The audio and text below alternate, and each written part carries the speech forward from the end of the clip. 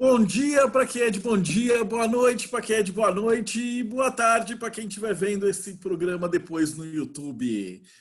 Você está em mais um bate-papo Mayhem e hoje a gente vai falar sobre uma coisa muito importante, um aspecto de treino extremamente importante, tanto para o hermetismo quanto para a sua vida normal, né? Que é o treino de artes marciais. Então, em especial, eu vou falar com um puta irmãozão meu, de tipo 20 anos já de treino. O cara faz tudo já, Kung Fu, Qigong, Qigong, Tai Chi. Então, eu vou falar com o Danilo Cossenzo, cara Shifu, né? Mestre, É isso aí. é um grande prazer ter você aqui hoje. Então, Danilo, faz uma gentileza, se apresenta para o pessoal, fala um pouquinho de como é que você conheceu o Kung Fu e por que que você ama treinar Kung Fu e o que que isso tem a ver com hermetismo. Bom, primeiramente, boa noite aí. Obrigado, Marcela, por me receber, dar esse espaço aí para a gente bater um papo. Às vezes é difícil a gente conseguir conversar. Bom, fazemos isso agora. E boa noite para todo mundo que está assistindo aí, seja ao vivo ou no replay. Eu sou o Danilo Cossenzo, eu pratico Kung Fu, Tai Chi, enfim, eu estou envolvido com arte marcial chinesa tradicional, vou explicar já já o que é isso. Há quase 20 anos já estou envolvido com isso. Não comecei de criança, já derrubo um mito aqui, que o pessoal acha que tem que começar de criança para evoluir. Eu comecei já bem depois da casa dos 20, e eu precisava fazer uma atividade física, eu não queria fazer musculação, eu achava muito chato, eu queria fazer algo que me envolvesse. Então, eu acabei achando a academia que eu treino até hoje perto de casa. Então, foi assim, aquelas coincidências que a gente tem na vida que me trouxeram para o Kung Fu. Então, eu estou aí já nessa jornada, tenho a posição, né, de Shifu, o título de mestre foi dado em 2018, e sigo aí ensinando. Eu estou aqui em Belo Horizonte, tem uma academia aqui em Belo Horizonte, que é parte de uma rede que existe em São Paulo, Belo Horizonte, como eu falei, e também aí em Fortaleza. Importante dizer, eu não tenho todas as respostas do mundo. Talvez vai parecer que eu tenha, mas não tenho. Tem uma série de dúvidas, uma série de pesquisas que eu ainda preciso fazer, mas acho que a ideia hoje também é compartilhar um pouco do que eu venho descobrindo, estudando e praticando no Kung Fu. Isso é importante. Você estuda fazendo flexão, você estuda repetindo a técnica, você não estuda só lendo o livro. Não que ler o livro não seja importante. Bom, eu acho que para a gente começar então falando da história das artes marciais, elas são paralelas com as ordens iniciáticas, né? Então, o que você acha da gente começar a falar da origem do Kung Fu? Cara, vamos lá. Kung Fu começou 4.000 anos atrás, mais ou menos. O registro mais remoto que se tem de Kung Fu na região do que hoje é a China, né, porque na época não era, é uma coisa chamada Ji-Ji, J-I e J-I, seria a versão romanizada, que é algo chamado como dança dos chifres. Então você tinha lá uma roda e os caras se enfrentavam usando capacetes com chifres. Então, a partir daí, são os primeiros registros de arte marcial chinesa, arte marcial que existia naquela região. A partir daí foi evoluindo. Aí você tem duas ramificações, é legal a gente falar sobre as duas. Você tem a ramificação histórica e a ramificação mitológica. Eu gosto de chamar assim. Sobre a ramificação histórica, a gente começar por aí. Você tem o desenvolvimento das sociedades, então é aquela sociedade nômade, depois ela começa a formar os povoados, e os núcleos populacionais tinham necessidade de se defender. A partir daí eles começaram lei de Darwin. Vamos usar as técnicas para defender, as que funcionam, a vila permanece, as que não funcionam, a vila é destruída, aquela técnica morre. A partir daí, as vilas foram construindo o que deu origem depois aos estilos de Kung Fu. Então, na linha arqueológica, histórica, a mais racional, vamos dizer assim, o Kung Fu se desenvolveu a partir dessas vilas. E na região X, na vila tal, se usava um determinado estilo de Kung Fu. Dali vem o estilo louva-a-Deus, dali vem o estilo Hungar, dali vem o estilo Wing Chun. Então, a partir daí que se criou os estilos que vão se concentrar depois em alguns locais. Você tem, por outro lado, a linha mitológica, que fala que os estilos vieram do templo Shaolin, o Kung Fu foi criado em Shaolin. Então, eu normalmente não gosto muito dessa linha, eu acho que ela é legal você ter a fábula para ilustrar coisas, mas não tomá-la como realidade. Pessoalmente, eu não gosto dela, mas nessa linha, você tem o quê? Que o Kung Fu chegou na China através do Bodhidharma, que era um monge indiano, que levou conhecimentos budistas para a China, e ele chegou no templo Shaolin, que já existia, e encontrou lá os monges bem intelectualmente, maus fisicamente. E ele ensinou uma série de técnicas para que esses monges se fortalecessem fisicamente, para melhorar na sua parte intelectual. E isso deu origem mitológica para o Kung Fu. E a partir de Shaolin foram criados os estilos que chegaram até a gente nos dias de hoje. O bacana da ideia mitológica do Kung Fu é justamente você lembrar que você tem a necessidade de cuidar do seu corpo, cuidar da sua armadura, vamos dizer assim, para melhorar a sua mente. Você quer recitar melhor um sutra, você quer trabalhar mais em cima de um pergaminho, estudar mais um aspecto do budismo, beleza. Lembra que seu organismo tem que estar funcionando bem para que você possa fazer isso melhor. Bom, e a gente vai...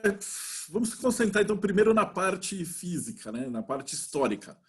Aí, nesse momento, o Kung Fu era uma técnica de porradaria mesmo, né? Então, era uma arma de guerra. Você não... Porque o pessoal pensa em Kung Fu, ele pensa no Jet Li, no Jack Chan, os malucos pulando e toda essa parte acrobática. Então, fala um pouquinho de como que era primeiro esse Kung Fu bruto, raiz, assim, antigo, com arma, essas coisas. Como é que era? Bacana. Essa parte dos caras, tipo Jet Li, Jack Chan pulando, tem a ver com um negócio chamado Wuxia. Depois, me lembra, a gente volta e fala a respeito do Wuxia, como é que isso apareceu. Mas a ideia do Kung Fu não é uma arte que você treinava sem arma. Kung Fu de raiz mesmo, o treino sem arma era o equivalente a fazer flexão abdominal. Então você vai treinar soco, chute, era só uma preparação para você fortalecer seu corpo, trabalhar sua coordenação motora para poder pegar em arma. Porque você vai defender sua vila, vai defender uma região, vai lutar contra outro reino, você vai precisar de um facão, de uma espada, de uma lança, então você vai pegar em arma. Então, Kung Fu, lá atrás, era exclusivamente praticado com armas. Só o recruta zero que estava começando lá na primeira semana, a molecada que ia treinar sem arma para não se matar. Tanto que as armas mais tradicionais do Kung Fu, tem 4 armas, que são as armas clássicas do Kung Fu. É o facão, que é o sabre, né? É uma arma de corte, a lâmina curvada e tem fio só de um lado. Você tem a lança, que é largamente utilizada, era largamente utilizada pelas tropas, justamente pela posição longo alcance. Você tinha o bastão, era uma arma que era a primeira que as pessoas pegavam depois só com as mãos, e você tinha a espada. A espada é uma arma já muito difícil de ser manuseada. Então era uma arma que era destinada para os oficiais. Então o Kung Fu era com essas 4 armas que você Kung Fu. E tinha 80% do Kung Fu. Por quê? Porque era o que você usar numa guerra, era o que você usar para defender sua vila, era o que você usar para defender as suas plantações. Então, a partir daí que a gente começou a praticar o Kung Fu mesmo, dessa base. Fez sentido o que eu falei? Perfeito. E a parte mitológica ela vai avançando para uma parte meio iniciática, né? Então ele tinha aquela lenda do caldeirão, dos testes que você precisava fazer como monge e tal, né? Como é que era essa outra parte mitológica? Pois é, aí a gente entra numa parte que é muito interessante, porque você tem coisas que são feitas e, sim, de fato, elas existiram ou existem, e tem coisas que, assim, cara, é historinha só e tudo bem para ilustrar.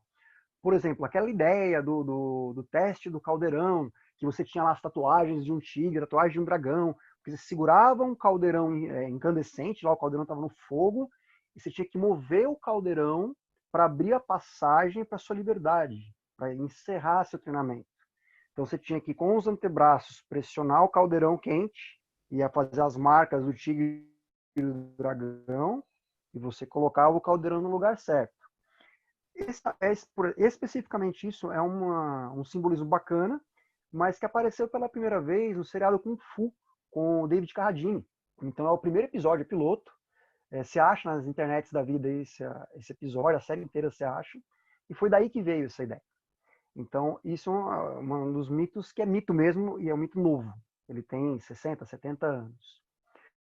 Mas você tem as iniciações, sim, que podem acontecer em diferentes graus.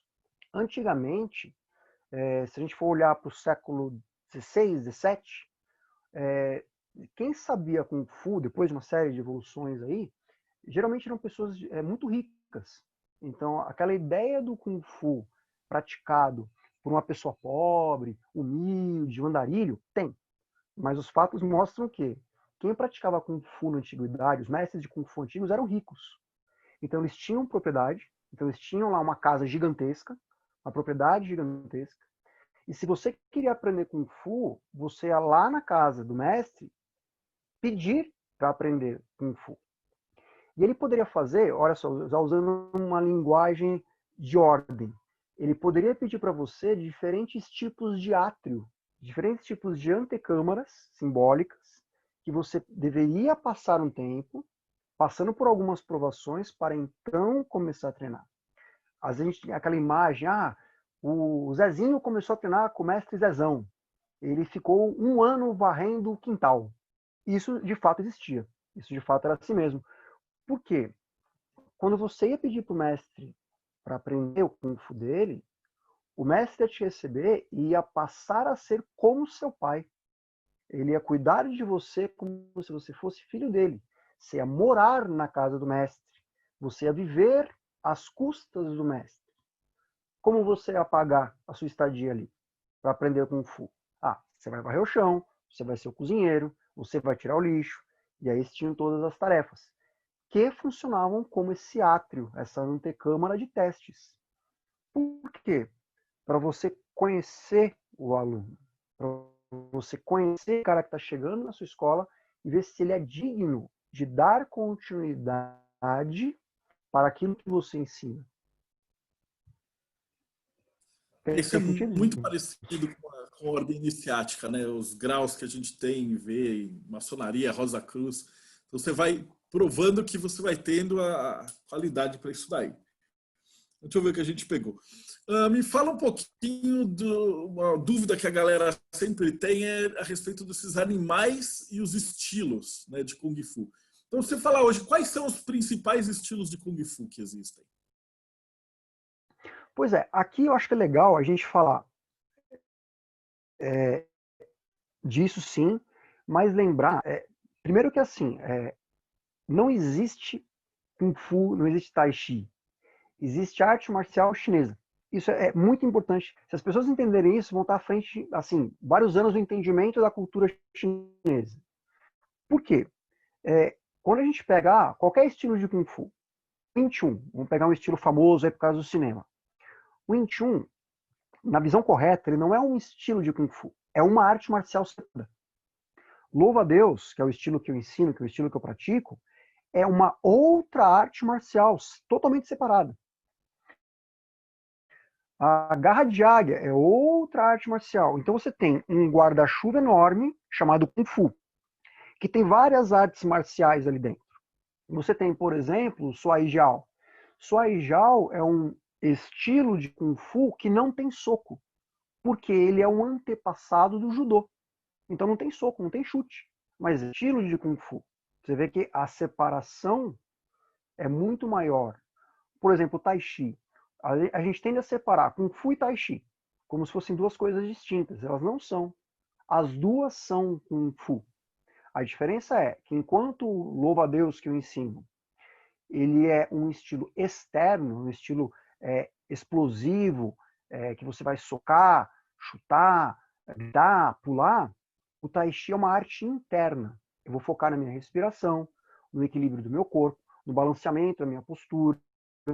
Então você vê essas duas relações acontecendo. Quando a gente fala de estilos de Kung Fu, é comum o pessoal pensar, entrando um pouco mais agora no que você perguntou, Marcelo. Pô, os estilos dos animais, por que que tem isso, por que que não é assim, qual que é o estilo mais praticado? O estilo de Kung Fu mais praticado hoje é o Tai Chi.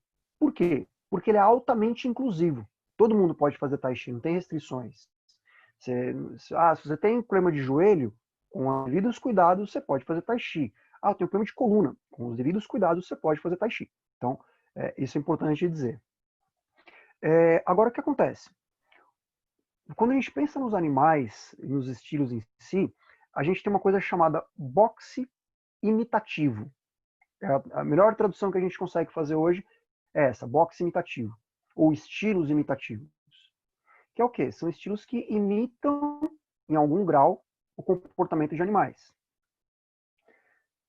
Ponto importante. Quais tipos de animais? Qualquer animal? Não. Os estilos tradicionais sempre vão copiar ou se inspirar em animais que sejam predadores. Então, você tem o tigre, ok, tem o estilo. Leopardo, tem o estilo. Tem o estilo do panda? Não, não tem o estilo do panda. Panda não é predador. Pô, mas quer dizer que o Kung Fu, então, é todo baseado em animais? Não. Você tem muitos estilos, o próprio Tai Chi, um exemplo, o Shaolin do Norte, um outro exemplo, o próprio estilo Shaolin, Shaolin Quan, é um outro exemplo, que são estilos que são baseados no homem. Eles não têm base em nenhum animal.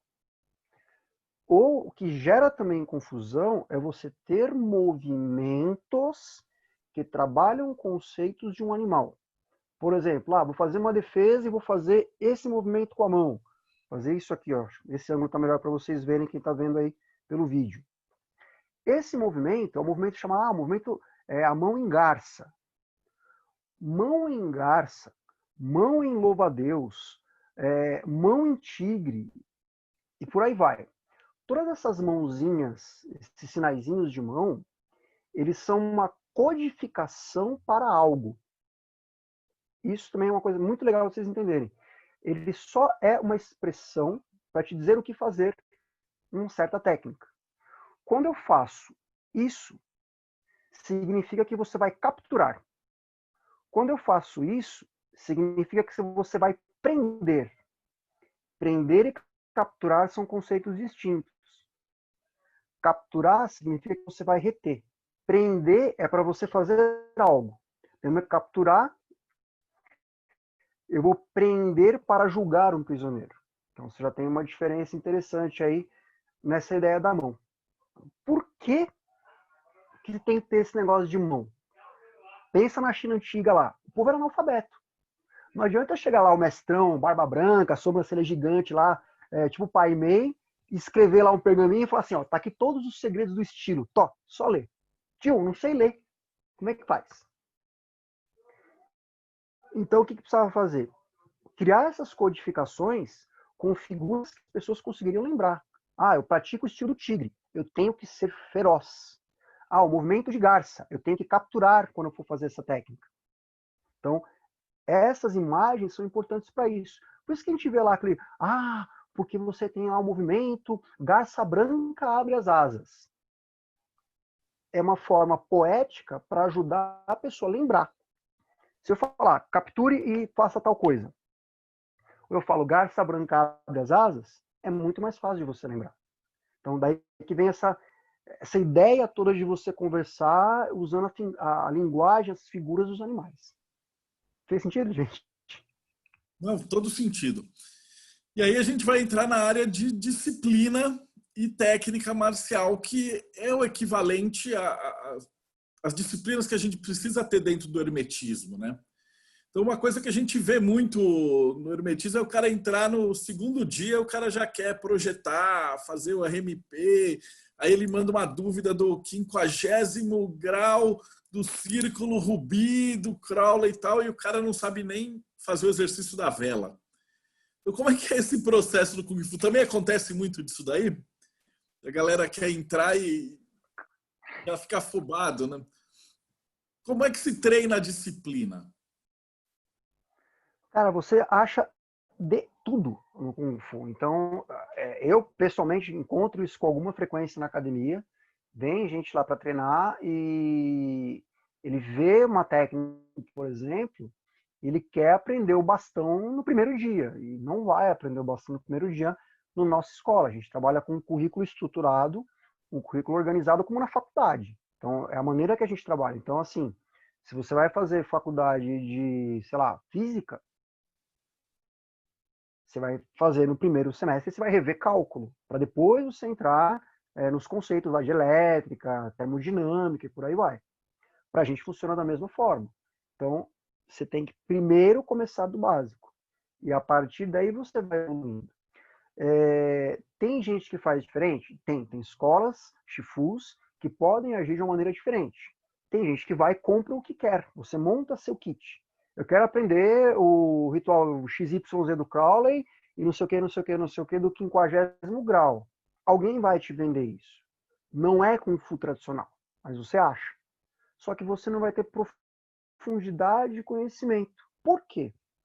No Kung Fu, a diferença entre um faixa branca e um faixa preta não é o que ele sabe, mas como ele executa as primeiras técnicas. Se eu pedir para um faixa branca executar lá a primeira coreografia, a primeira forma, ele vai executar com um grau de qualidade e domínio corporal. Se eu pedir para um faixa preta executar a mesma forma, ele vai executar com um grau de qualidade absurdamente maior. Por isso ele é um faixa preta.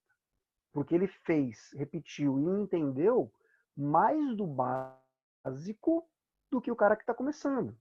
Que é exatamente o que a gente encontra no hermetismo. Marcelo citou agora o exercício da vela. O exercício da vela, tem que fazer sempre. Não tem conversa. O Marcelo já falou isso várias vezes em podcast, em vídeo. Vocês sabem disso tão bem quanto eu, melhor do que eu. Mas é isso que vai fazer diferença lá na frente. Por quê? Com os fundamentos sólidos, com os fundamentos bem feitos, você consegue derivar o resto. Mas não adianta você não ter fundamento e querer avançar e sair voando. Não funciona no Kung Fu, não funciona no hermetismo. Olha, tem uma pergunta que tem a ver aqui do Felipe. Ele fala assim, qual é a idade para começar? E o Rodrigo perguntou quanto tempo leva para aprender. E aí já faz aquela distinção de como era antigamente, que você treinava para se matar, e como é a arte marcial agora, né? Então, o Kung Fu que a gente treina hoje não é mais o Kung Fu de pancadaria mortal. Então, por favor, fala-se um pouquinho do que é agora a arte marcial e esse negócio. Quando é que existe idade para começar e quanto tempo demora? Vamos lá então. Primeiro, existe idade para começar? Não, não existe idade para começar. Eu falo isso para as pessoas acham que eu falo isso para que as pessoas venham treinar comigo. Não é verdade. Você pode treinar onde você quiser. Não existe idade para você começar arte marcial. Eu tenho casos de pessoas que começaram aos 4 anos de idade comigo. Eu tenho casos de pessoas que começaram aos 68 anos de idade comigo. Esses dias, há vários dias atrás, eu estive em São Paulo, eu encontrei uma aluna minha que está com 74 anos. E ela começou a treinar aos 70. Então, quer dizer, não tem idade para você começar. A melhor idade é agora. Quanto tempo leva para você terminar o seu treino de arte marcial? Cara, vamos conversar primeiro sobre algumas coisas. Currículo. Se você começa a treinar arte marcial para chegar no fim do currículo, você está começando pelo motivo errado. Por quê? Experiência de quem chegou no fim do currículo. Eu terminei o currículo da minha academia, já vou falar mais disso. Mas eu não terminei de treinar. Kung Fu não é como uma faculdade que você faz, pega o diploma, acabou. Como é em várias ordens. Eu cheguei lá no grau 88 da ordem.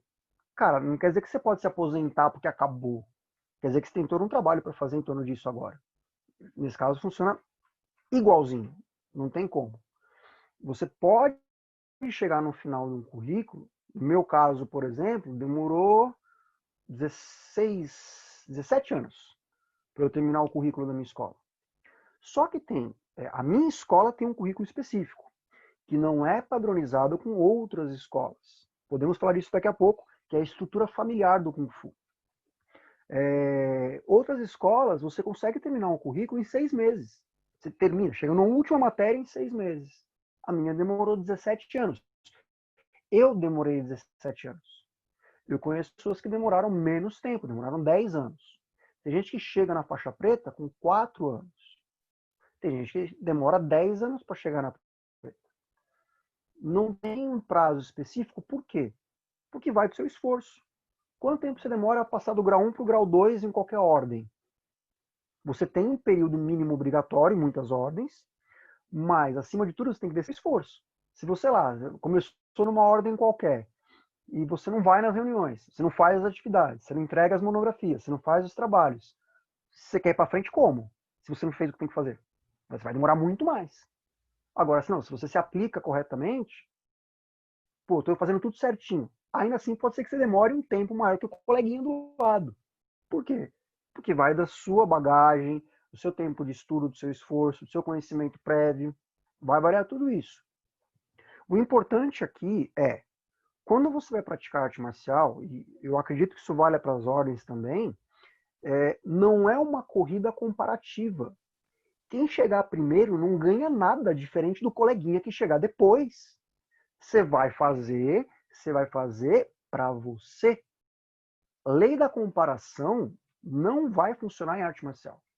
Por quê? Você está na sua jornada. Faça a sua jornada da maneira que é legal para você. Isso eu acho que é o fundamental. Quase esqueci. Arte marcial de antigamente, arte marcial de hoje. Quando a gente fala de antigamente, a gente está falando de 30 anos atrás. Brasil, tá? Eu acho que é legal a gente comentar um pouco disso. Dos mestres, os que hoje são os mestres mais antigos em atividade, mestre Gabriel, mestre Adriel, mestre Adriano Barros, para citar alguns nomes do Kung Fu do Brasil. Todos esses mestres que estão ativos até hoje dando aulas, têm uma ou mais partes do corpo zoadas.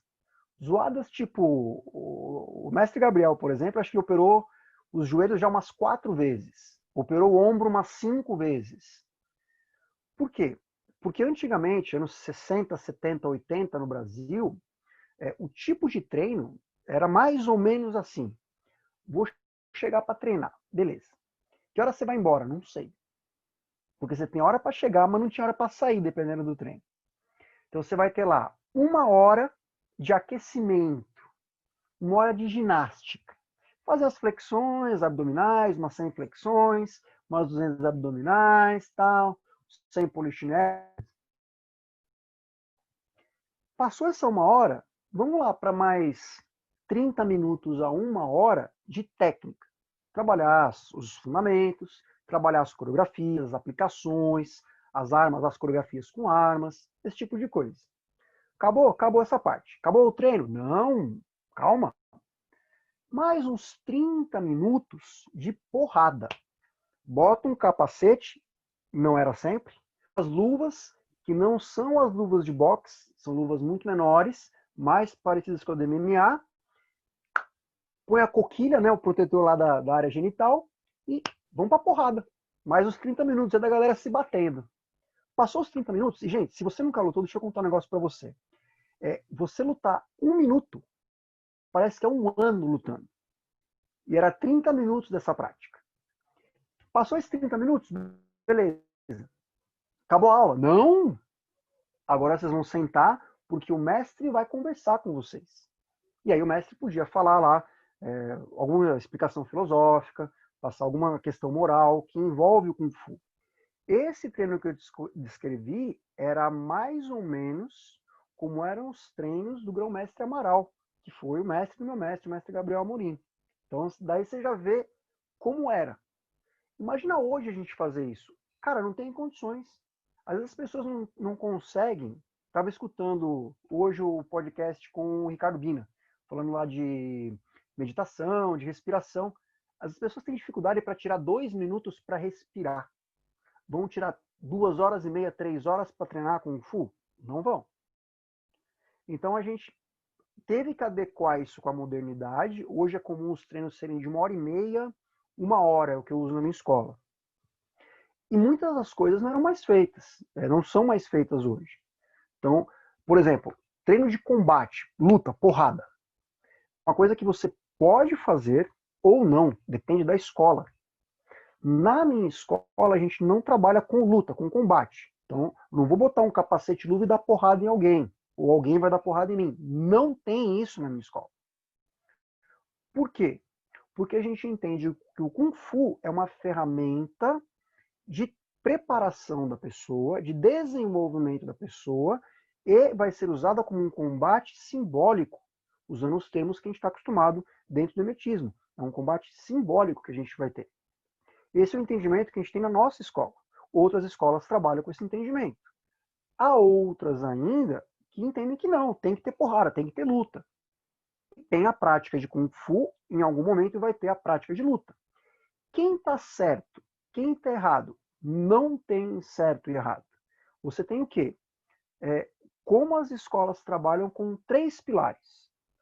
Para ser Kung Fu, devem existir 3 pilares no treino daquela escola.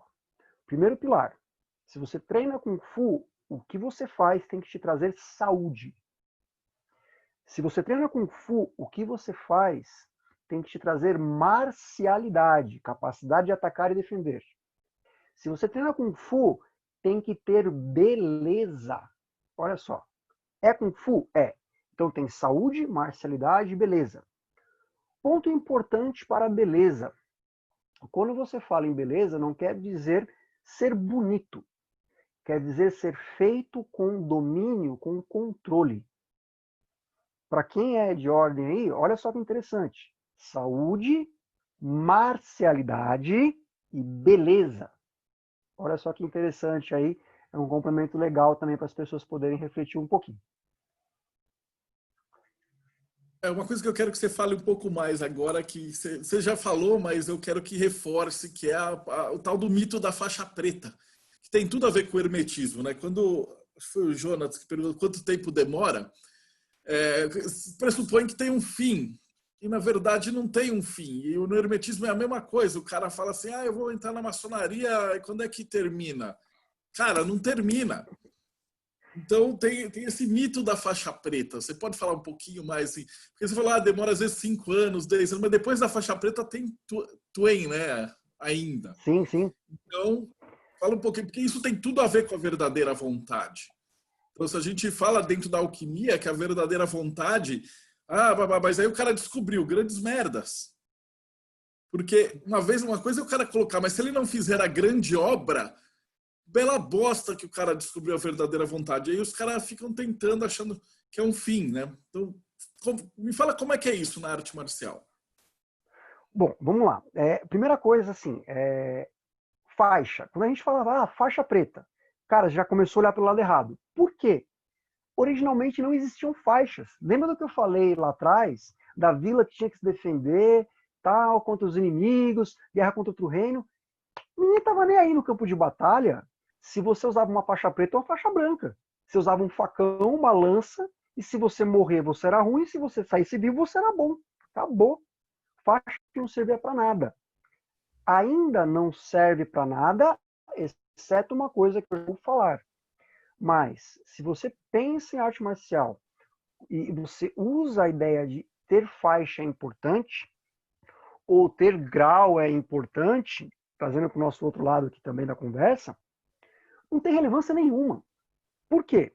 Primeiro porque originalmente não era necessário, não existia. A faixa existe hoje para recurso didático. Na minha escola, por exemplo, na TSKF, a gente trabalha com faixas. Você tem lá os critérios de graduação. Isso é importante para organizar o treino, para organizar a aula. Funciona como motivador para o aluno? Funciona. Para o aluno iniciante. Agora, o cara que chega na faixa preta sempre é o cara que não se preocupa com faixa. Quando o cara se preocupa com faixa, e isso eu detecto, no primeiro dia de aula do cara, eu já falo para você se o cara fica ou não. Se o cara entra e pergunta como é que eu faço para mudar de faixa, eu já sei que ele não vai para frente. Todo aluno que vai começar com a gente, eu sento e converso com a pessoa para explicar Um monte de coisa que eu estou explicando aqui para vocês. E o cara fica aberto para fazer pergunta. Quando o cara pergunta, e aí, como é que faz para mudar da branca para a próxima? Eu respondo evidente, mas eu já sei, o cara não vai para frente. Ele é um cara que vai entrar e não vai ficar muito tempo na arte marcial. Pode ficar por um tempo, mas não tempo demais. Mas eu sei que tem a ideia do mito da faixa preta, que é um marco importante, e ele é. Eu sei que eu posso, às vezes, ser meio paradoxal nesse ponto, mas ele é. Por quê? Porque a faixa preta, especialmente dentro do Kung Fu, mais detalhadamente na nossa escola, ele marca a metade do caminho. Você vai, não é bem a metade, mas você vai ter 10 faixas para chegar na preta. O pessoal gosta de cabala aí, tem que passar por 10 faixas para chegar na preta.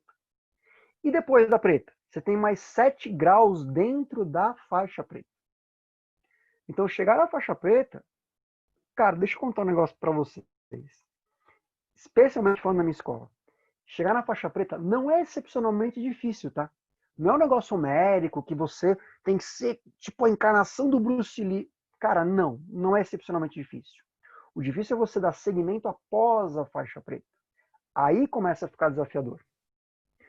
Mas ainda na questão da faixa preta, para nós, a faixa preta, por representar esse fim do ciclo das 10 primeiras faixas e uma passagem para um nível mais avançado, é uma coisa que merece ser celebrada.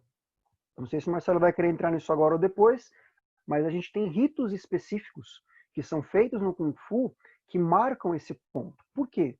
Pode não ser na preta, pode ser na vermelha, dependendo da escola, ou pode ser quando o aluno faça X anos de treino se não usa faixa. Mas há um rito de passagem que é feito aí, porque marca a pessoa que, olha, até aqui, antes da preta, você era um aluno. Da preta em diante, você a partir de agora é um discípulo. Você vai ter acesso a muito mais coisas em termos de conhecimento, mas você vai ter muito mais responsabilidades também, que traz para o nosso que a gente estuda também nas ordens. Eu sou lá bonitão, grau 820, estou aqui com o meu turbante, minhas coisas todas aqui, meus paramentos, sou grau 820. Beleza.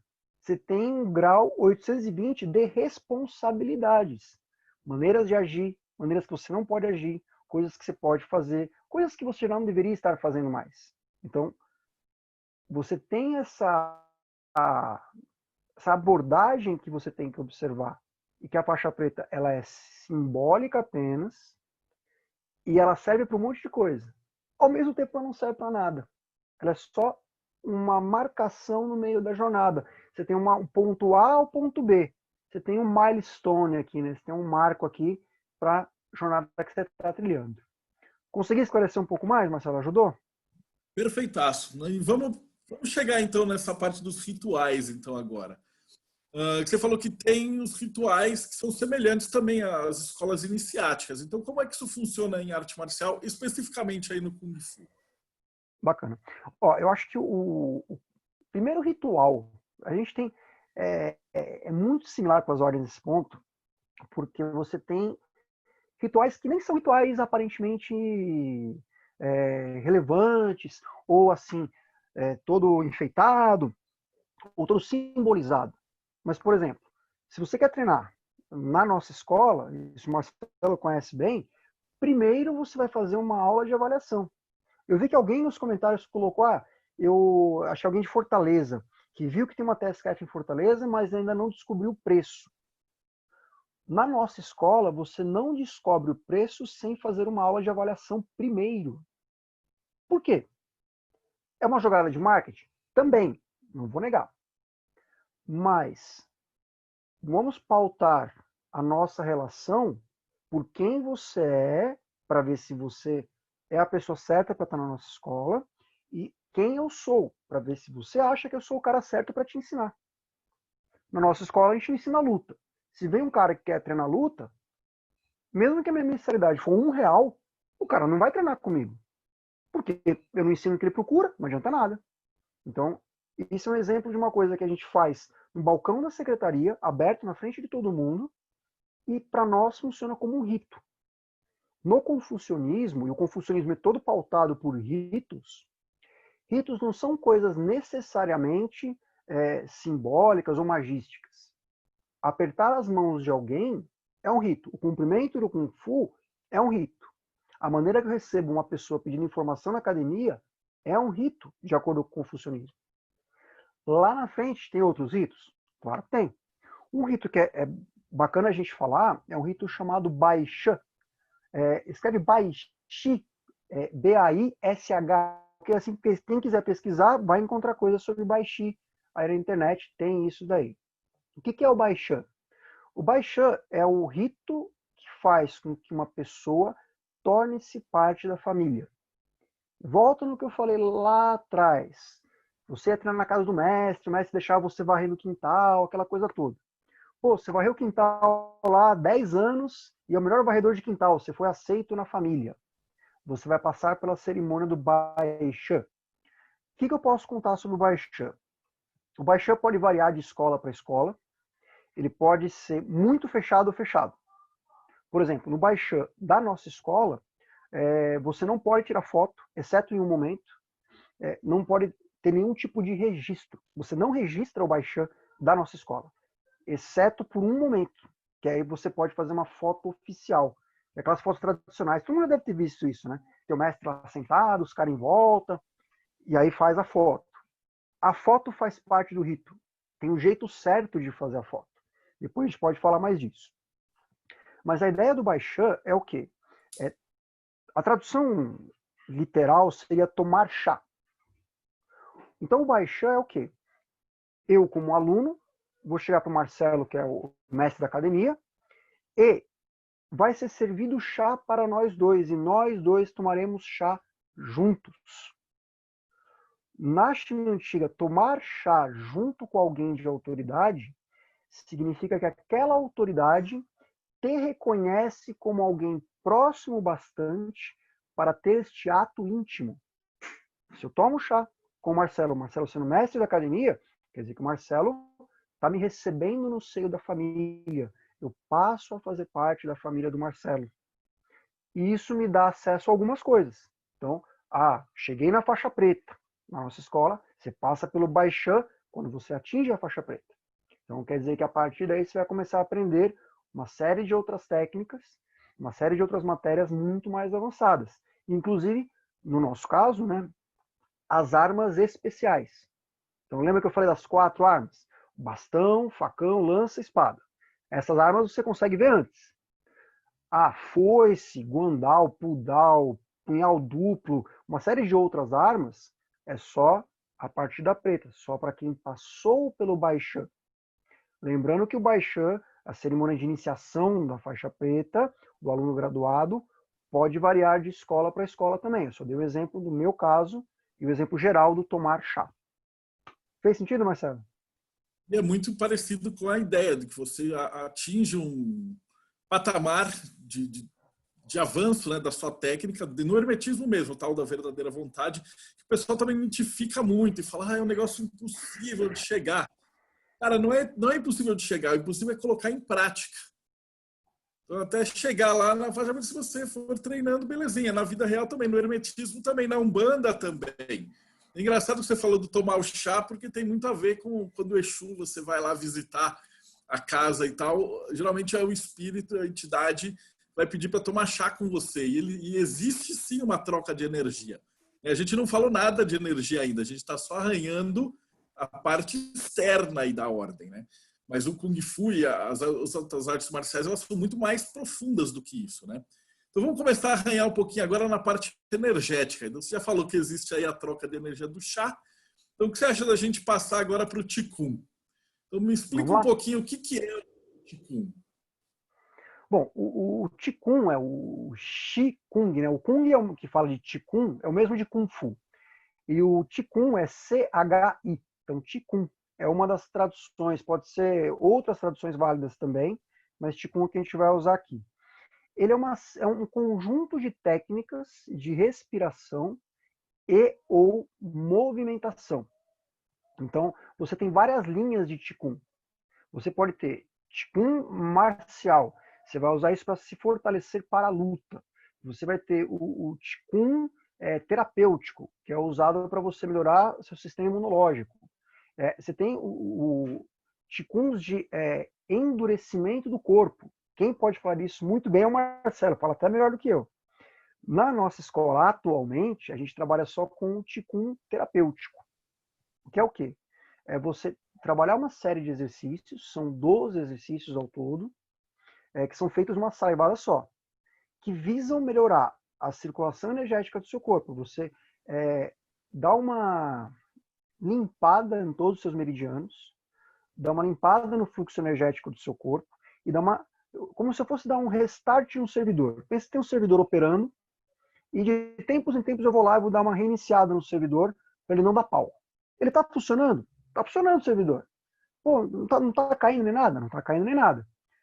Mas, periodicamente, eu vou lá dar uma reiniciada no servidor só para ele subir os processos de novo e começar de novo a funcionar direitinho. É assim que funciona o Qigong terapêutico que a gente pratica. Você sempre olhar os exercícios para melhorar seu sistema imunológico, trabalhar os seus chakras, trabalhar os pontos energéticos, não só respirando, mas fazendo uma série de movimentos que lembram um pouco a ideia dos mudras, mais uma outra abordagem. Mas para quê? Para que aqueles movimentos trabalhem em partes do corpo. Quando você trabalha esticando, por exemplo, o lado direito, você trabalha com esse lado, você está forçando o lado do coração, relaxando o lado do coração. Então, qual que é a ideia? Todo Qigong que eu trabalho, eu vou movimentar a mão direita, ele está relacionado com você cuidar da energia do coração para que ela circule da maneira adequada. Então, você vai trabalhar o lado oposto, trabalhar o Yin e o Yang. Para a gente ficar num exemplo aí do Qigong. Claro, o Qigong faz maravilhas, o Qigong é uma coisa que todos deveriam fazer, o Qigong é revolucionário, o Qigong é uma técnica milagrosa? Não, não é. Exemplo, a história nos dá um exemplo disso. Revolta dos Boxers, lá no finalzinho do século XIX, comecinho do século XX. Vocês podem pesquisar depois na internet, na Wikipedia, vocês acham lá a Revolta dos Boxers. Uma série de boxers, né, os praticantes de Kung Fu, morreram na linha de frente dessa revolta porque eles achavam que praticando o Qigong, praticando o fortalecimento pelo Qigong, eles iriam ficar imunes às balas dos oponentes, que eram, acho que, ingleses, russos e belgas, se não me engano. Uma coisa assim. Então, os ocidentais não teriam chance contra o poder milagroso do Qigong. E não, eles morreram todos. Morreram tudo na bala. Então, quer dizer, o Qigong é importante? Sim. Ele ajuda? Sim. Ele é uma parte legal, importante, fundamental para a sua prática energética na arte marcial chinesa? Sim. Só que ele não faz milagre. Como você pratica o Qigong? Trabalhando um pouquinho agora esse detalhe. A linha que eu pratico são 12 partes ao todo, que você tem que fazer por 49 dias. Então você vai fazer lá, dia 1, parte 1. Dia 1, parte 1, dia 2, parte 1, dia 3, parte 1, dia 49. Agora eu vou começar a parte 2. Legal. Então dia 1, parte 1 e 2. Dia 2, parte 1 e 2. Dia 49, parte 1 e 2. Pois estou fazendo a última parte do Qigong, a 12ª parte. Primeiro dia da 12ª parte, você vai fazer 1, 2, 3, até a 12. E assim vai. Ou seja, o exercício de respiração, o exercício energético, ele requer, assim como o treino de flexões de braço, assim como o treino de uma técnica de ataque e defesa, ele requer a repetição constante, ele requer a repetição exaustiva para que exista o domínio.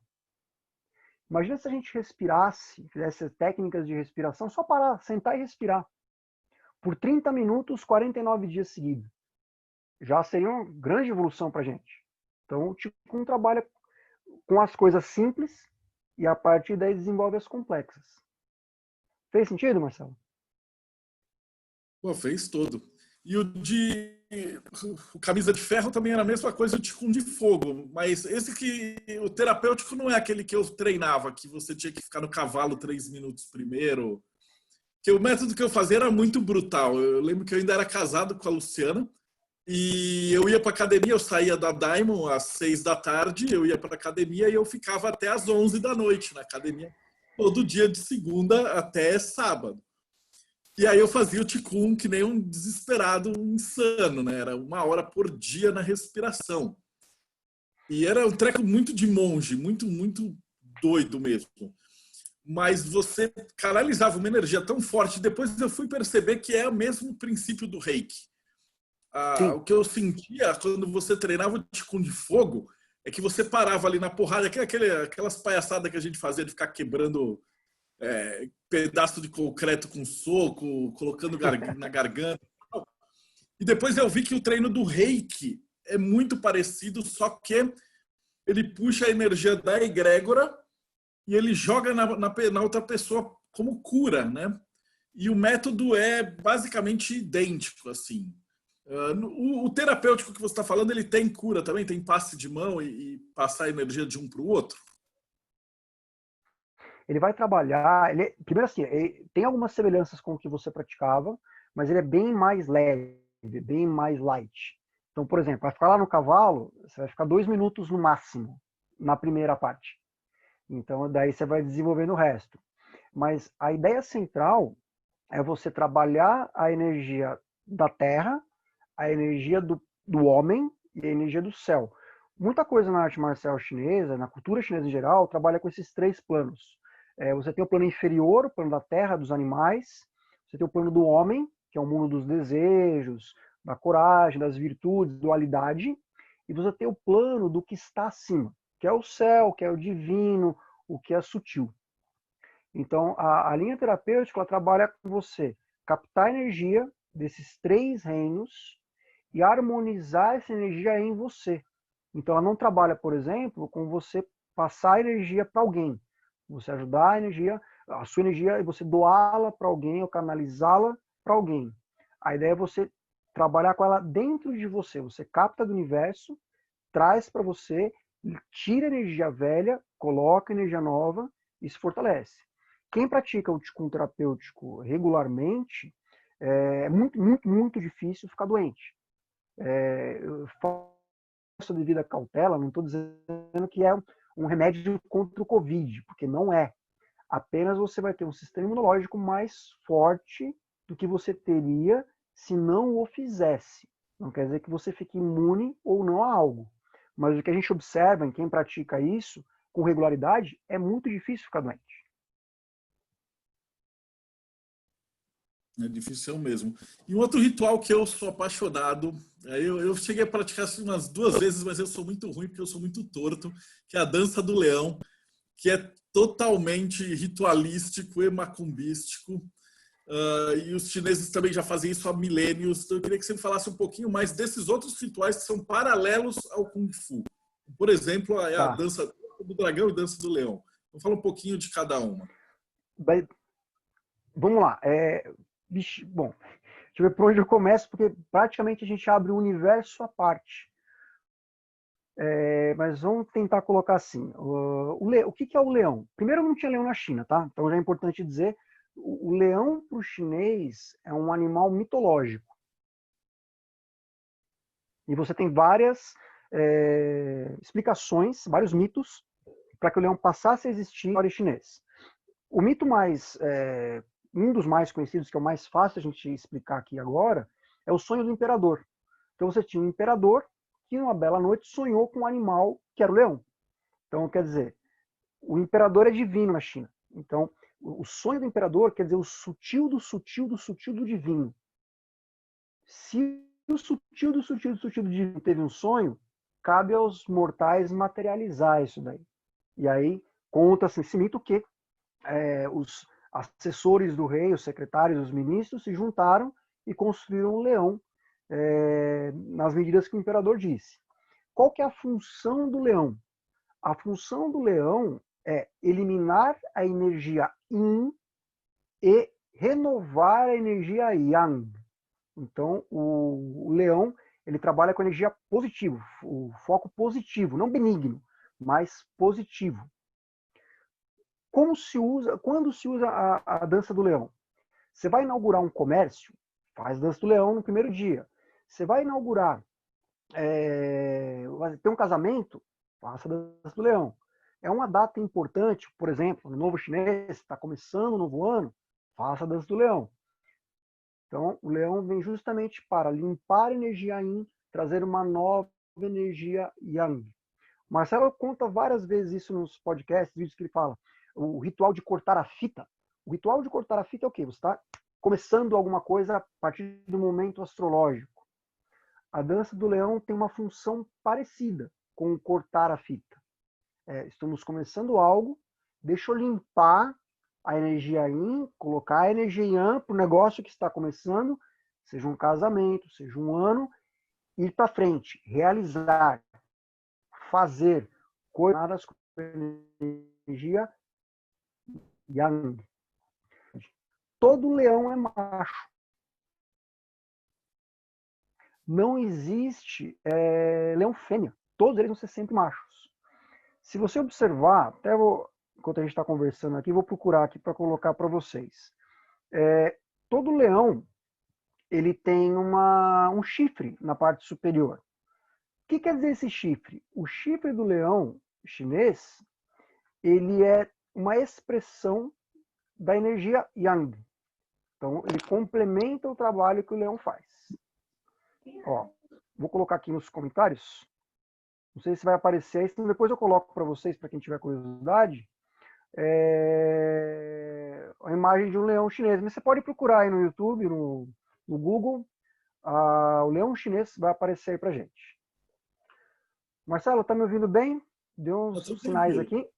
Tá ótimo. Tudo... Só meu comentário que eu postei aqui, que acho que ficou bem feio, tá? Depois se puder apagar. Ah, tá. É porque tem um código do Google, mas não tem problema. Depois, quando a gente pôr no YouTube, eu vou pôr o link bonitinho e tal. Isso aí pode ficar tranquilo. Então, assim, E o serpente, o dragão? Pois é, aí você tem os animais sagrados para danças tradicionais chinesas.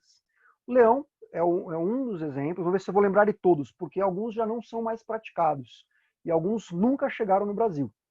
Mas vamos lá, então você tem o leão, que é o mais baixo de todos.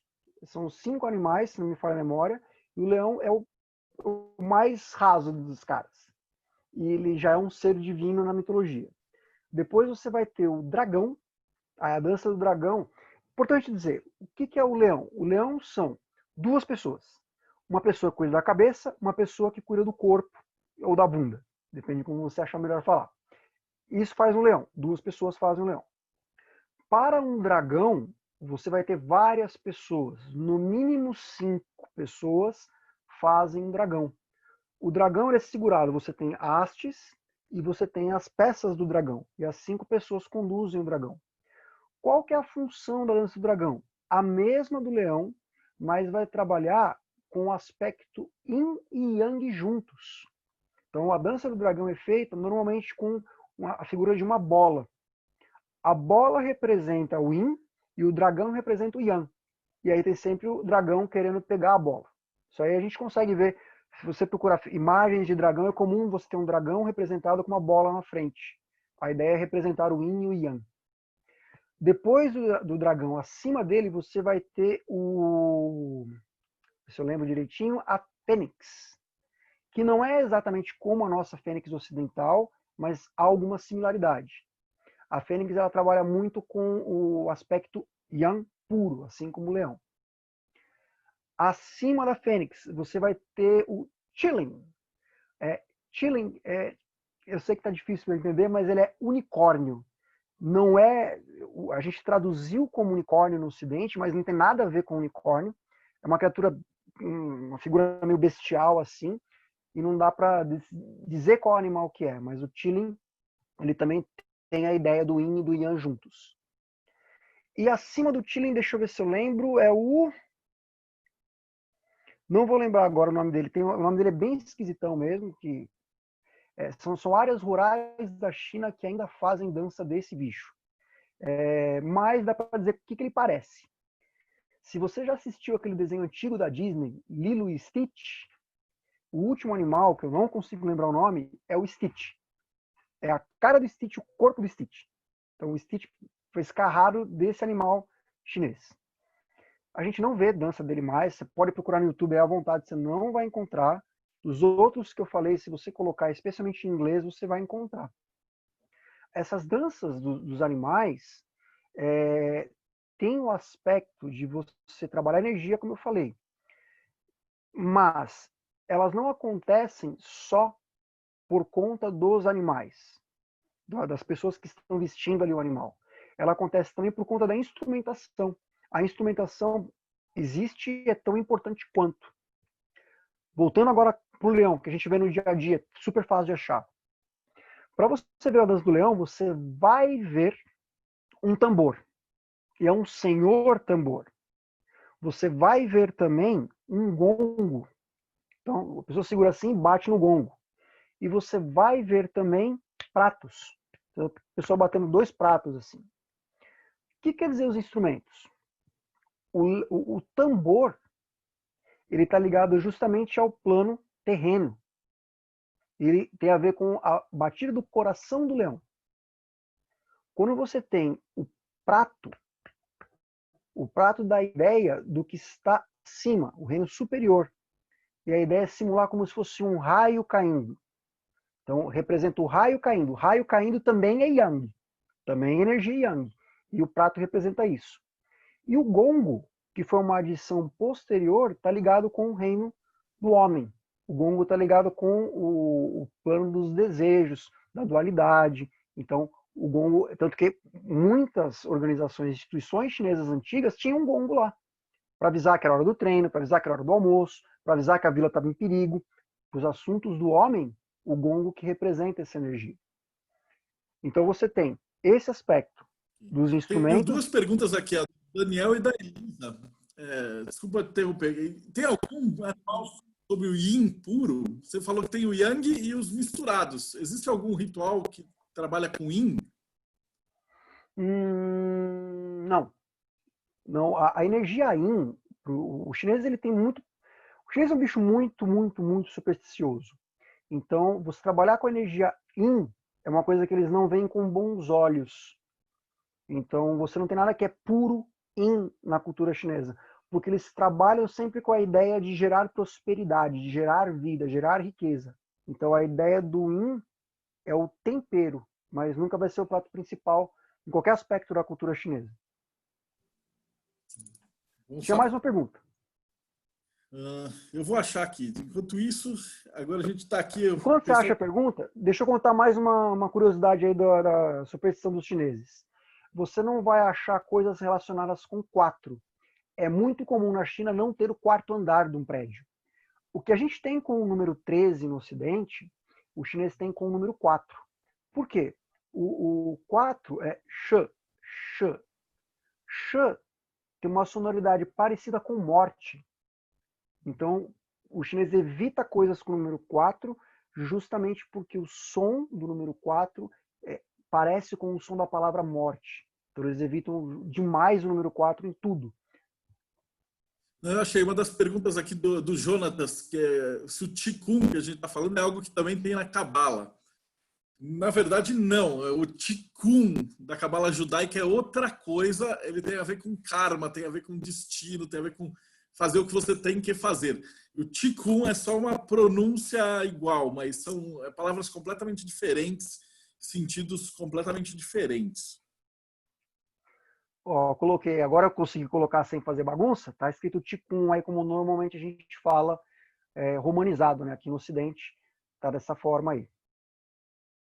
E aí a gente chega para a pergunta do Ramon, que é dos primeiros filmes do Jack Chan da década de 70, 80 e mostra a malandragem do Kung Fu.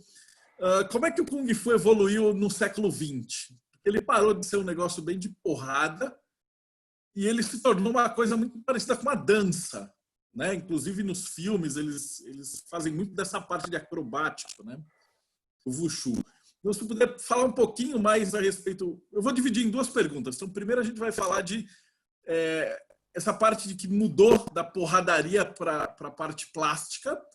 E a segunda falar justamente como é que funcionaria o Kung Fu numa luta de verdade, né? Num ringue, no MMA. Ó, primeira coisa, a gente vai conseguir voltar no negócio que eu tinha comentado do Wuxia. Grupo, ó, tá nos comentários aí. O que é o Wuxia? Se você assistiu O Tigre e o Dragão, você vai ver Wuxia, é um filme de Wuxia. Wuxia é a literatura fantástica chinesa. É a literatura romanceada chinesa. A ideia do Wuxia é você mostrar um herói que conseguiu poderes sobre-humanos através do treinamento, do Kung Fu, do Tai Chi, da arte marcial. Aqui no Ocidente, a gente acha mais fácil, mais verossímil, melhor dizendo, um alienígena pousar aqui e ter poder dado pelo Sol, do que você evoluir por conta de treinamento. Então, a gente tira sarro dos caras correndo em cima dos bambu, mas isso puxa, é ficção. O próprio chinês sabe que isso não existe. Mas ele usa isso para ensinar alguma coisa, para ensinar o valor de você usar a arte marcial para algo mais nobre. A literatura de Wuxia, ela apareceu com a popularização da pólvora. Por quê? As guerras, os combates tinham menos facões e lanças e passaram a ter mais mosquete e espingarda. Portanto, o que a gente vai fazer com o Kung Fu? O Kung Fu precisava se reinventar. A partir daí se criou a ideia do Wuxia. Então, você tinha lá o espadachim errante, que viajava de vila em vila, fazendo justiça, ajudando os pobres. Por quê? Para mostrar como você deve usar a sua habilidade marcial. A literatura de Wuxia foi evoluindo para chegar no que a gente tem nos filmes. Então, quando você tem lá os filmes dos anos 60, 70, aqueles filmes com aquelas coreografias horríveis, aquelas lutas pessimamente coreografadas, mas ali estava mostrando Wuxia. Você contar a história de alguém que, através do treinamento, se tornou um herói, se tornou uma pessoa nobre, se tornou uma pessoa, que é o termo confucionista, se tornou um Junzi. Junzi quer dizer pessoa elevada. Então, o Wuxia nasceu para mostrar que, através da arte marcial, você pode ser uma pessoa elevada. Então, aí surgiram os filmes do Jack Chan, Jet Li, pode ver o Templo Shaolin com o Jet Li. É um exemplo ótimo de Wuxia, o Tigre e o Dragão também, que eu falei agora há pouco. Todos esses filmes começaram a mostrar isso daí. E aí a arte marcial chinesa começou a se reinventar. Ao invés de ser uma arte de guerra, para usar no campo de batalha, o campo de batalha evoluiu.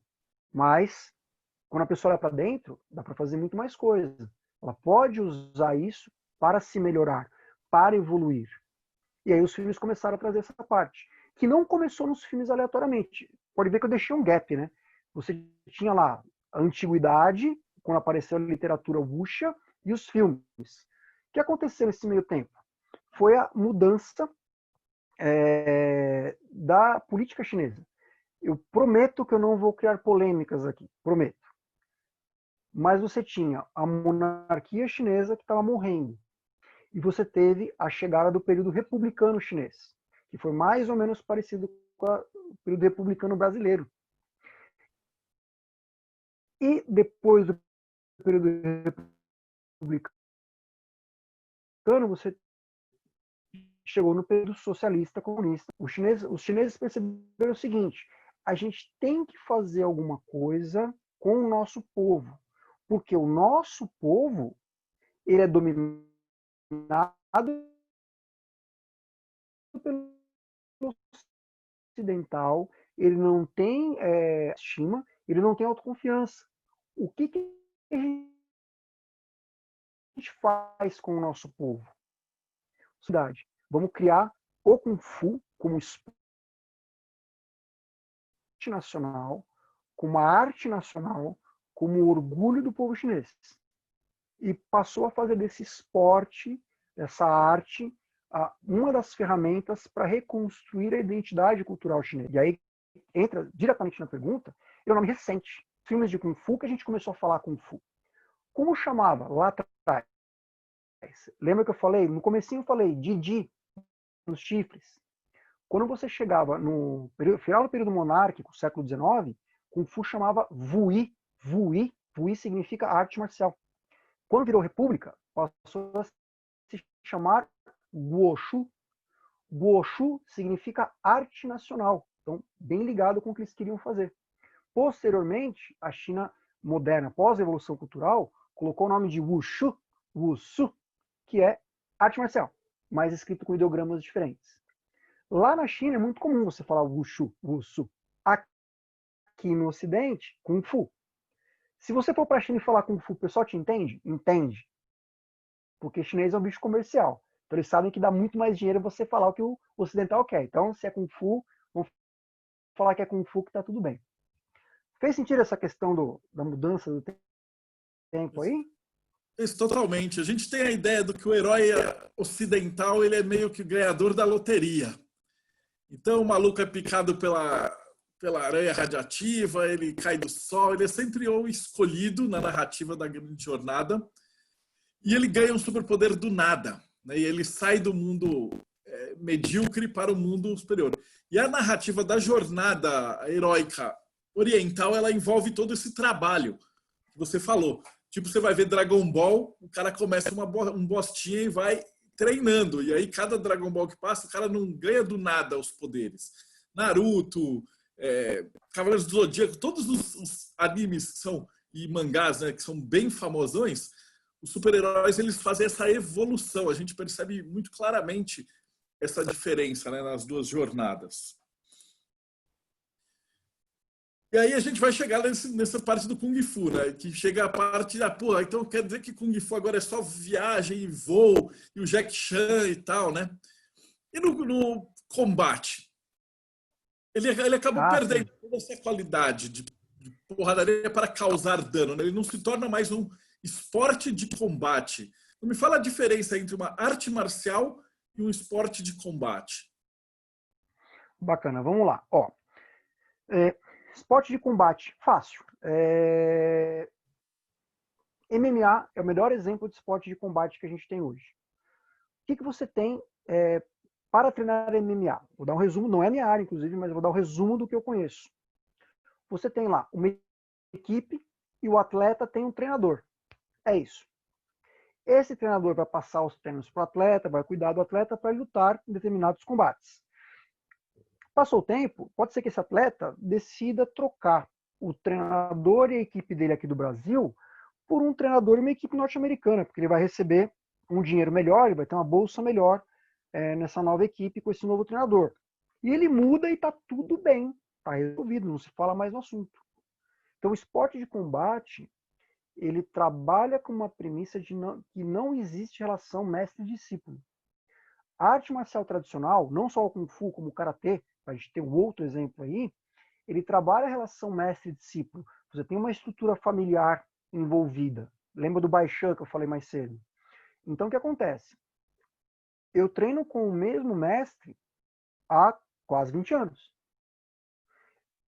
Para vocês terem uma ideia, eu só entrei na academia de outro mestre de Kung Fu 2 vezes nesses anos todos. Nas 2 vezes, uma eu estava acompanhado do meu mestre, a outra foi meu mestre que mandou eu ir, que era uma reunião lá que eu ia representar a academia. Foram as 2 únicas vezes. Eu não entrei em outra academia, porque não seria o mais correto da minha parte para a maneira que eu encarava. Quer dizer que se outra pessoa entrar, está errado? Não é que está errado. Mas eu não entraria em outra academia sem conversar previamente com o meu mestre, porque eu entendo que meu mestre não gostaria que eu fizesse isso. Então, olha a diferença disso para o MMA. Então, isso já cria uma barreira do que é funcional ou não numa luta de verdade. Entrando agora na questão da luta de verdade, aqui cabe um negócio muito interessante. A gente nunca viu ninguém do Kung Fu no MMA, certo? Certo. Eu nunca vi ninguém no MMA no Kung Fu também. As pessoas confundem um pouco a lógica do conjunto de regras. Quando você vai praticar, você vai participar de um evento de MMA, você tem uma série de regras lá que você tem que seguir. Quando você vai praticar o combate no Kung Fu, tem uma série de regras que você tem que seguir. Por que é tão difícil ter essa migração do Kung Fu para o MMA? Um pouco do que eu falei já da relação que existe entre pessoas, mas o Kung Fu, por definição, não trabalha combate de solo. Por que que o Kung Fu não trabalha combate de solo? Você não vai ver estilo que o cara fica lá rolando no chão, como no judô, por exemplo. Volta lá atrás, bem lá atrás, no comecinho do vídeo. Lembra? Kung Fu era usado em guerra, campo de batalha. Imagina você, aquele Senhor dos Anéis, né? A batalha lá dos campos de Pelennor. E você cai no meio do campo de batalha. Você morreu, velho. Vão pisotear você, vão furar você com a lança, você não vai levantar. No Kung Fu, ir pro chão é o mesmo que morte. Por isso que o Kung Fu, historicamente, tradicionalmente, não se pratica a luta de solo. Por isso que é tão difícil a transposição para o MMA. Eu falei, Kung Fu transpor para MMA e a gente tem mais um degrau. E na rua, defesa pessoal. Kung Fu funciona ou não funciona? Deixa eu tentar colocar isso da melhor maneira possível. Não adianta você treinar o que quer que seja na rua. Rua não tem regra. Lembra que eu falei? No MMA tem um conjunto de regras também. MMA tem combate de solo. Legal. Então, vou me defender na rua. Levei o cara pro chão, só que tem mais dois junto com o cara. O que eu faço com os outros dois? Vou lutar no asfalto. Asfalto não é tatame, querido. É diferente. Você cria complicadores. Então, a visão que eu costumo passar para as pessoas, a visão que eu explico para os meus alunos, nenhuma arte marcial ou esporte de combate deve ser usado como método de defesa pessoal. Por quê? Porque eles trabalham com regras para manter a integridade dos praticantes. Na rua, não. Na rua, oposto. Se você precisa usar o seu karatê, se você precisa usar o seu MMA, se você precisa usar o seu Kung Fu para se defender na rua, é certo que você falhou em uma série de coisas antes. Lei da vibração. E tem a ver. Comecei a praticar Kung Fu. Quantas vezes eu fui assaltado na rua? Eu nunca fui assaltado na rua. Todos esses anos eu nunca fui assaltado na rua. Morava em São Paulo, vim aqui para Belo Horizonte, nunca fui assaltado na rua. Pô, claro, eu tenho que tomar alguns cuidados. Eu tomo cuidado por onde eu ando, como eu ando, do jeito que eu ando. Existe uma coisa que é dita, que é a defesa pessoal preventiva. Se você pratica isso, você não precisa dar um soco. Porque se você tiver que dar um soco, você falhou em uma série de coisas. Fez sentido, Marcelo? Deu para dar uma luz nisso daí? Deu, inclusive no podcast que a gente fala de ataque e defesa astral, é basicamente a mesma coisa, só que num campo mais sutil. Você não tem a necessidade, né? Mesmo porque o cara do louva-a-Deus vai lá, aprende a vazar o olho, rasgar o olho com a faquinha do louva-a-Deus de metal. E você vai entrar no MMA e vai rasgar o olho do outro cara, e aí? Não vai ter muitos competidores que vão durar muito ali no octógono. E vai ser uma sanguinolência total. Então a coisa tem que ser adaptada. É que é muito comum o pessoal misturar muito. E eu tenho uma pergunta boa a respeito desse misturar muito. O cara fala, pô, e o Bruce Lee? Como é que a gente pode ver essa pegada do Jeet Kune Do? Ele era um filósofo também, e em relação ao treino, né? Levando o Kung Fu como as artes tradicionais herméticas e o Jeet Kune Do como uma magia mais avançada que você mistura tudo e pega o que tem de melhor. Gente, eu vou falar para vocês sobre isso. Vou dar duas linhas. Talvez eu vá gerar alguma polêmica no que eu vou falar. Não tem problema. Lembra, eu não tenho todas as respostas, eu não trago nenhuma verdade. Podem me questionar e discordar. Mas, quando a gente fala de Bruce Lee, você vai ter duas linhas. Que diziam que o cara era o cara e que o cara não era nada. O que a gente tem em torno do Bruce Lee? Aí tem várias lendas, várias coisas a respeito da carreira dele. Quando você olha o Jeet Kune Do, pela abertura que ele tem de você trazer o que funciona, eliminar o que não funciona, é fantástico. Por quê? Você vai ter uma prática que não é engessada. O que funciona para você? Pô, eu tenho perna forte, vai chutar. Eu tenho braço forte e perna curta, vai socar. Pô, eu sou pequeno, vai trabalhar a curta distância. Eu sou grande, trabalha com longa distância. ele tem essa adaptabilidade. Então o Jeet Kune Do tem essa vantagem. Porém, o que é importante lembrar? Você só pode esquecer a forma quando você sabe qual é a forma. Então, o que o Bruce Lee pregava com o Jeet Kune Do? Você assimilar tudo e esquecer tudo. Assimilar tudo é você entender como dar diferentes tipos de soco, diferentes tipos de chute, diferentes tipos de aproximação e distanciamento. E depois você esquecer isso. O que ele não contava com clareza, porque precisaria conhecer um pouco mais da cultura em torno da formação do Bruce Lee, o esquecer tudo, ou usar o estilo não estilo, é que você não precisa pensar no estilo. Essa era a grande crítica do Bruce Lee, que eu acho uma crítica sensacional para a arte marcial. Ah, eu vou lutar que nem um tigrinho. Não, sua besta. Isso não vai funcionar. Você tem que entender qual que é a ideia do tigre, trazer para dentro de você e não pensar nisso para fazer. Fazer sem precisar pensar a respeito. Essa é a ideia central do Jeet Kune Do. Em contrapartida, por que era importante para o Bruce Lee desenvolver o Jeet Kune Do? Porque ele não terminou o estilo dele, né? Ele começou a treinar com o mestre Ip Man, o estilo Wing Chun, não terminou a formação do Wing Chun, ele foi mais ou menos até a metade, e foi embora de Hong Kong para os Estados Unidos. Chegou lá, ele não tinha com quem aprender. Ele passou a tentar ver como é que eu desenvolvo meu Kung Fu. Então ele foi forçado a Kung Do, justamente para ele manter a ideia de evolução dele, que tinha a ver com o que talvez seja a verdadeira vontade. Qual que era a verdadeira vontade de Bruce Lee? Cara, tá muito fácil. Ele escreveu isso, inclusive. Se você procurar a carta de Bruce Lee, você consegue encontrar lá. E ele fala que ele quer ser o maior ator asiático da história, ter uma fortuna de não sei quanto, até não sei qual ano. Ele tem uma declaração do que ele vai fazer. E ele faz. As pessoas tendem a lembrar do Bruce Lee como um grande lutador. Se você ler a carta do Bruce Lee, ele não cita a palavra lutador ou luta nenhuma vez. Ele cita a palavra ator, performer, artista, que é o que de fato ele queria ser. Deu certo? Não sei, mas até hoje a gente fala do Bruce Lee. Cara, e a gente está quase chegando no final aqui do tempo.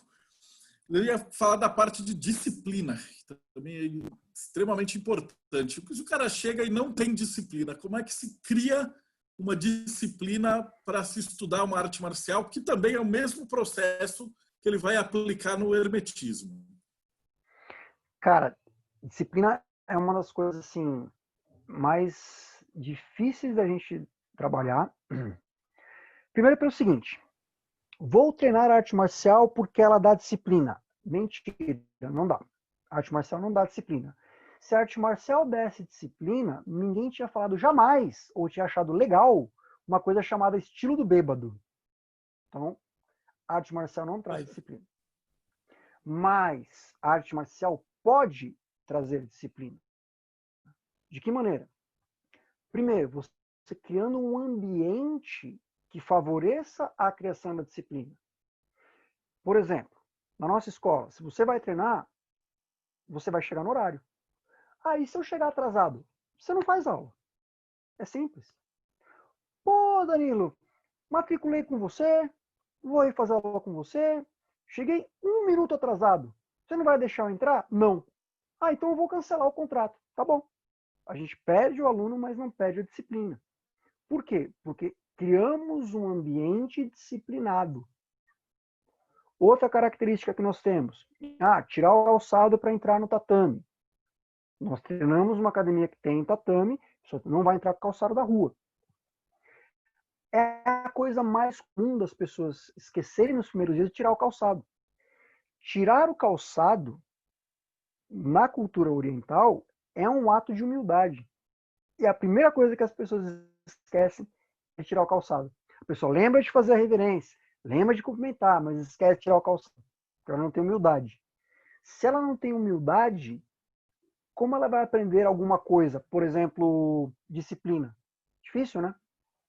Então, você criar um ambiente que favoreça a criação da disciplina é fundamental.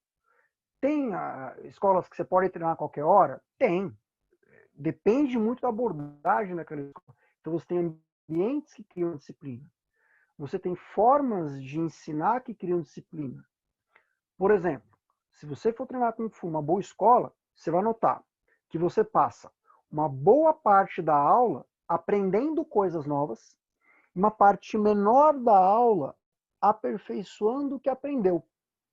Isso nas primeiras faixas, quando está começando. Vai passando o tempo, você vai chegar lá uma hora que você vai, metade do tempo, aprender coisas novas. Metade do tempo, aperfeiçoar o que você já sabe. Quando passa mais um tempo, se for avançado, você vai passar a aula inteira, praticamente, aperfeiçoando coisas antigas e um pouquinho de tempo só aprendendo coisas novas. Às vezes, um único movimento. Por quê? Para você criar o hábito de aperfeiçoar o seu Kung Fu. E você tem que saber que aquele espaço é um espaço que você vai aperfeiçoar seus hábitos. Hábitos aperfeiçoados provocam a criação da disciplina. Por isso que o principal problema que a gente tem em academias hoje, de forma geral, não só na nossa academia, é o fato de você ter o aluno que vai, se matricula, quer ter disciplina, faz uma única aula e não volta nunca mais na academia. Por quê? Porque ele sabe que o ambiente ali vai discipliná-lo. E isso às vezes é muito dolorido. A disciplina, e aí trazendo um pouquinho porque a gente conversa aqui no Mayhem, falando um pouquinho de Kabbalah, a disciplina também tem a ver com o aspecto de binar, que você vai ceifar, cortar, tirar coisas que não servem. Você tem o hábito de chegar atrasado? Vamos ter que cortar esse hábito seu, para que você tenha disciplina. Ah, você não tem o hábito de tirar o calçado para pisar no tatame? Vamos ter que tirar esse mau hábito seu para você ter um bom hábito no lugar.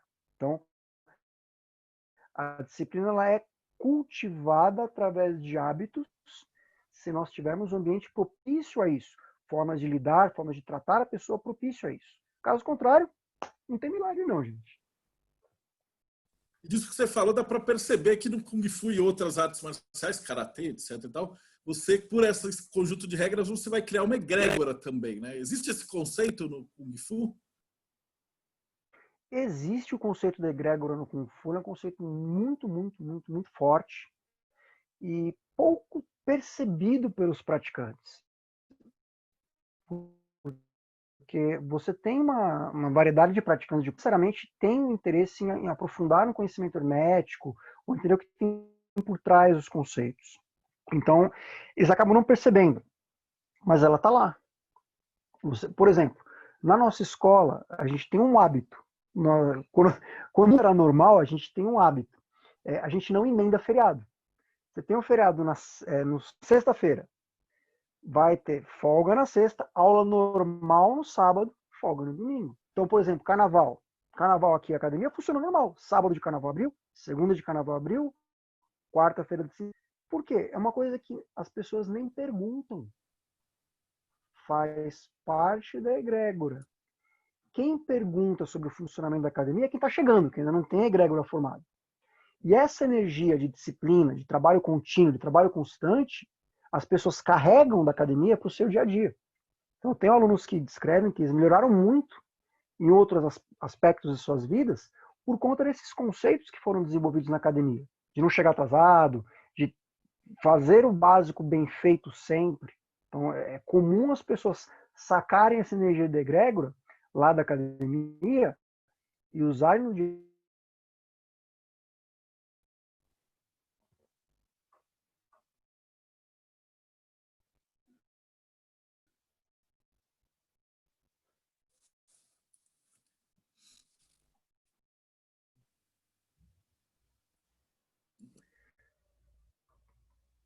Tá conseguindo me ouvir, Marcelo? Parece que deu uma cortada agora. Repete essa última frase que você falou, só para ver se grava direitinho, depois eu corto. Sem problema. Então, assim, várias pessoas relatam que elas usam a egrégora da academia no dia a dia delas. O hábito de não chegar atrasado, de ter o trabalho contínuo e constante, elas capturam isso da academia e trazem para outros aspectos da vida. Então a egrégora está lá funcionando, a gente conseguiu criar essa mini egrégora. E as pessoas usam essa energia em outros aspectos do dia delas também. Tem uma pergunta aqui do Jonathan. Também a arte marcial pode ser considerada como meio para atingir um objetivo específico, mas pode ser que a verdadeira vontade de alguém tenha como finalidade a prática da arte marcial. Jonathan, sim, porque alguém tem que ser o professor de arte marcial. Se a pessoa não tiver essa vocação, ela não segue, né? O Danilo pode falar, ele tem um jeito especial que o nosso mestre recrutava os instrutores, né? Recruta ainda, né? Como é que funciona ser um professor de Kung Fu? Em contraparte a ser um aluno discípulo. Para você ser um professor, realmente você tem que ter essa vocação, como o Marcelo bem disse. Na nossa academia, como é que funciona? O mestre vai observar quem tem o perfil potencial para isso, vai conversar com a pessoa informalmente e tem talento para isso. Isso é uma coisa que você gostaria de fazer? Se a pessoa se manifestar positivo com isso, ela vai passar por um curso. Então, nosso mestre dá um curso a respeito disso. São 40 horas explicando como funciona ser um professor de Kung Fu. E aí são explicadas algumas coisas, tipo, você vai trabalhar todo sábado, não emendamos feriado, etc, etc, etc. Então, e a partir daí, a pessoa tem o interesse, ou porque o mestre captou, fez o curso, ela vai ficar por um período como auxiliar. Ela vai ajudar o mestre nas aulas na academia e o mestre vai avaliando. É um outro tipo de átrio que é feito. Pô, a pessoa tem o potencial. Vamos para a próxima etapa. Então agora vamos montar uma academia, você vai ser sócio e dono dessa academia. E você vai dar aulas na academia. Fazer a duplicação do trabalho que o nosso mestre faz. Pode ter algumas variações nisso? Sim. No meu caso, por exemplo, não foi o mestre que detectou que eu tinha o perfil para dar aulas. Eu que gostaria de fazer isso. Eu que falei, mestre, não quero mais ter emprego de gente normal, eu quero dar aula de Kung Fu. E aí o processo transcorreu da maneira que eu falei. Pode ter variações? Sim, mas a ideia central sempre vai ser captar quem tem potencial, ou ver quem se manifesta com este potencial, explicar como funciona, estar como funciona, e muita gente desiste depois de montar só que todo aluno graduado tem que dar aulas? Não. Temos vários casos de alunos que são alunos tão avançados quanto eu, com tanto conhecimento maior do que o meu, e que são apenas alunos. Eles optaram por não abrir academia porque queriam manter seus próprios trabalhos, sua própria carreira. E não tem o menor problema. Mas na academia, ele também acaba ajudando o mestre, ele acaba ajudando o professor, ele contribui com a academia, seja por auxiliar algum aluno e principalmente sendo pelo exemplo que ele dá em aula. Esse exemplo ele é muito claro nas ordens iniciáticas também, onde você vai ter o pessoal do grau mais avançado, que ele, a partir de um determinado momento, ele se torna instrutor, ou pelo menos auxiliador, né, da jornada daqueles que vieram depois. Eu tô aqui com o Felipe. O Felipe também treinou na TSKF. O Felipe ele é um artesão. Depois eu vou entrevistar ele sobre a arte, de como é que você faz a parte de trabalhar a verdadeira vontade em design e colocar isso como arte. Mas ele pergunta, após o Baici, existe uma oportunidade de usar o Banden, né, o banco chinês? Com exceção de filmes antigos, vejo poucos detalhes sobre a prática. Eu lembro o Alexandre fazia isso, não era? Escate do banco. O Alexandre, ele fazia o banco, ele até ficou no nosso currículo um tempo atrás, mas ele acabou saindo, porque a gente tem um currículo, cara, que é gigante, gigantesco o nosso currículo, perto de outras escolas. Então, a gente sente coisas do currículo e o banco não entrou. Então, a gente tem bem menos armas exóticas no currículo para ter uma coisa que seja viável. Por exemplo, você pegar o Shaolin do Norte, por exemplo, o Shaolin do Norte tradicional, são apenas 10 formas de mão e 5 armas. Acabou. 15 formas, você termina o currículo inteiro. O nosso não, são não sei quantas só de arma. Fora as formas de mão, que é uma pá também. A Andrea perguntou se Baduanjin é um tipo de Qigong do Kung Fu. Não sei se é assim que se escreve. Sim, Baduanjin. Baduanjin é um tipo de Kung Fu. Baduanjin, sim. Ele é mais parecido com uma prática de Tai Chi Qigong.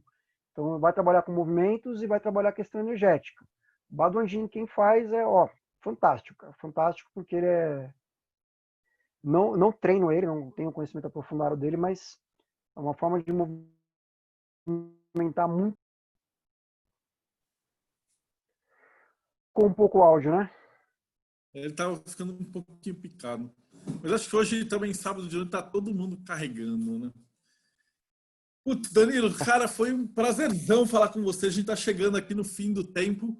Eu queria também que você me colocasse aí suas considerações finais e como é que a gente acha você. Como é que se o cara quer treinar Kung Fu, como é que funciona a TSKF? Fala um pouquinho da TSKF. Uma academia de Kung Fu que está aí já há 20 anos, quase 25 anos já no mercado. A gente está trabalhando aí somente com Kung Fu, não é uma academia que trabalha com várias artes, a gente focado só no Kung Fu e no Tai Chi. E a gente trabalha com Kung Fu como arte, não Kung Fu como luta. Por isso que ele é um Kung Fu que é inclusivo, ele é aberto para que qualquer pessoa possa praticar o Kung Fu. Para quem quiser treinar, quem quiser praticar com a gente, como eu falei, o primeiro passo é fazer uma aula de avaliação, uma aula gratuita, que você vai na academia e vê como que é, vê se você vai gostar do professor, do local, e o professor também vai te avaliar se você tem o perfil certo para aprender a técnica ali da maneira que a gente ensina. Então, para quem quiser conhecer mais, eu vou deixar o site aqui. Estamos agora com as academias fechadas, né, por conta aí da pandemia. Deixei o site aí nos comentários do chat. E vou deixar também, para quem quiser acompanhar um pouco mais, o nosso canal no YouTube.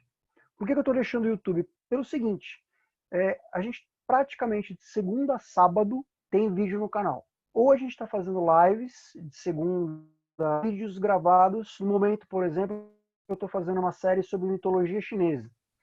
Mas tem vídeos de treino, tem vídeos de técnica, tem de Tai Chi, tem de Kung Fu, tem história, tem tudo que vocês imaginarem de Kung Fu a gente está cobrindo para manter a academia viva e conectada com os alunos. Então o YouTube aí, nessa época de pandemia, é o melhor local para as pessoas poderem começar. Maravilhoso. Cara, então eu te agradeço demais da conta, tudo. Danilo também é nosso irmão de maçonaria e faz lá, já está avançado. Então, cara, foi um prazerzão. Eu espero que o pessoal que tenha acompanhado viu que existe um paralelo muito grande entre o treino de arte marcial e o treino de hermetismo. Então, eu vou desligar aqui. Até o próximo bate-papo Mayhem. Abração, galera. Valeu.